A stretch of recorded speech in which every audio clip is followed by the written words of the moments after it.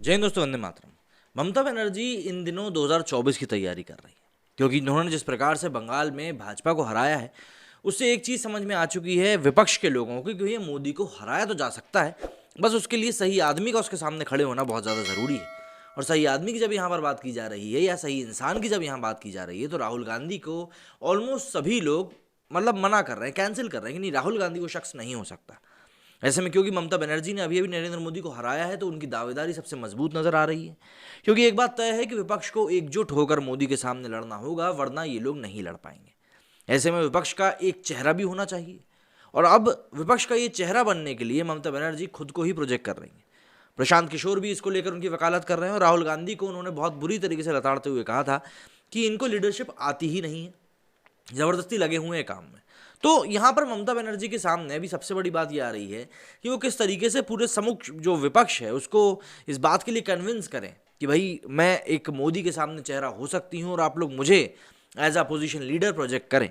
Opposition leader की तरह project करने का मतलब सीधा सीधा ये है कि अगर विपक्ष जीतता है और मोदी की बीजेपी हारती है, तो कहीं ना कहीं ये बात तय हो जाएगी कि भैया आने वाले समय में ममता बनर्जी इस देश की प्रधानमंत्री बनेंगी। लेकिन क्या ममता बनर्जी की मंसूबे कामयाब हो पाएंगे या नहीं हो पाएंगे, ये तो तभी पता हो पाएगा जब बाकी के सभी विपक्ष नेता इस बात को लेकर एग्री करें। पश्चिम बंगाल विधानसभा चुनाव के बाद बीजेपी के खिलाफ जिहाद की घोषणा करने वाली टीएमसी सुप्रीमो और पश्चिम बंगाल की सीएम ममता बनर्जी को अब कांग्रेस के खिलाफ लड़ाई में अकेले पड़ती नजर आ रही हैं। महाराष्ट्र में शिवसेना के बयान के बाद अब झारखंड में कांग्रेस की गठबंधन पार्टी झारखंड मुक्ति मोर्चा के प्रमुख हेमंत सोरेन ने भी ममता बनर्जी से मुंह फेरना आरंभ कर दिया है। झारखंड मुक्ति मोर्चा ने भी कहा है कि वो तृणमूल के बजाय कांग्रेस को तरजीह देंगे। आगामी 2024 के लोकसभा चुनाव में हेमंत सोरेन राहुल गांधी और सोनिया गांधी के साथ दिखाई देंगे। बता दें कि ममता बनर्जी के मुंबई दौरे के दौरान यूपीए का अस्तित्व नहीं है के बयान की शिवसेना ने कड़ी आलोचना करी थी। ममता बनर्जी की आलोचना करते हुए शिवसेना ने कहा था कि देश की सबसे पुरानी पार्टी को राष्ट्रीय राजनीति से अलग रखकर और इसके बगैर संप्रंग के समानांतर विपक्षी संगठन एक तैयार करना काफ़ी घटिया बात है। साथ ही साथ सत्तारूढ़ बीजेपी और फासीवाद ताकतों को मजबूत करने का एक तरीका भी है। जो लोग बीजेपी से लड़ रहे हैं, अगर उनका भी यही मानना है कि कांग्रेस का अस्तित्व खत्म हो जाना चाहिए, तो ये लोग सबसे बड़ा खतरा है। इसने कहा कि अगर विपक्षी दलों में एकता नहीं होगी तो बीजेपी का राजनीतिक विकल्प बनाने की बात बंद कर देनी चाहिए।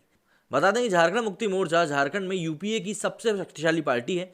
सोरेन पड़ोसी राज्य में कांग्रेस और राजद के साथ मिलकर सरकार चला रहे हैं।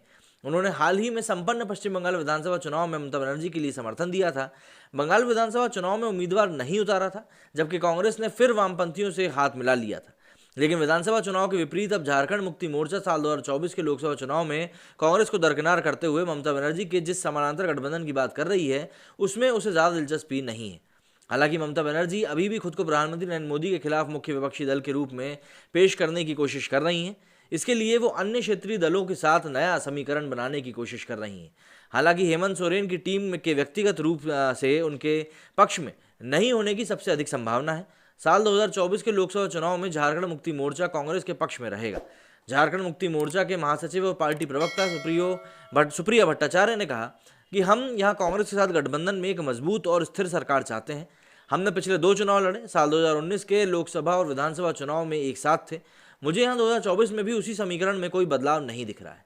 पश्चिम बंगाल विधानसभा चुनाव में कांग्रेस के समय ममता बनर्जी की पार्टी को समर्थन देने का फैसला के बारे में सुप्रिया भट्टाचार्य ने कहा कि ममता का समर्थन सिर्फ पड़ोसी राज्य में बीजेपी को सत्ता में आने से रोकने के लिए किया गया था। उन्होंने कहा कि 2024 के आम चुनाव में हमारा लक्ष्य वही रहेगा। हम बीजेपी को केंद्र से बाहर करने के लिए एकजुट होना चाहते हैं। उसके ऊपर पश्चिम बंगाल की तरह झारखंड में जमीनी स्तर पर कोई संगठनात्मक ताकत नहीं है। हमारा कांग्रेस के साथ एक स्थिर गठबंधन है, जो मौजूदा सरकार में दूसरी सबसे बड़ी ताकत के रूप में सामने आ रहा है। अब ये जो सभी बातें हैं, ये ममता बनर्जी के लिए काफ़ी ज़्यादा नेगेटिव सिद्ध हो रही हैं, और जो वो एक सपना देख रही हैं कि भाई आने वाले समय में वो एज अ प्राइम मिनिस्टर खुद को प्रोजेक्ट कर सकती हैं, उसको भी कहीं ना कहीं डेंट पहुंच सकता है। आपकी क्या राय है इस बारे में कि क्या ममता बनर्जी इस बारे में आगे बढ़ पाएंगी या उनको अपना अभियान यहीं खत्म करना पड़ेगा? मुझे कमेंट करके जरूर बताइएगा। मेरे स्टूडियो फिलहाल इतना ही। जय हिंद, जय भारत।